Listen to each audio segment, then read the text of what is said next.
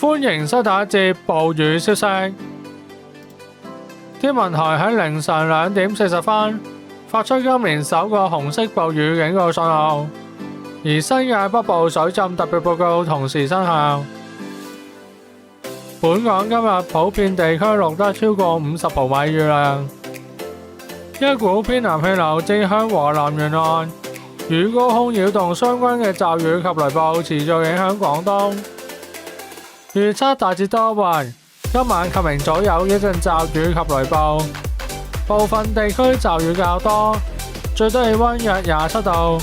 日間部分時間有陽光及炎熱，市區最高氣溫約31度，新界再高1-2度，吹和緩偏南風。展望周末期間至星期一，部分時間有陽光及炎熱，但局部地區仍有驟雨。今節嘅暴雨消息講到呢度，多謝收睇，拜拜。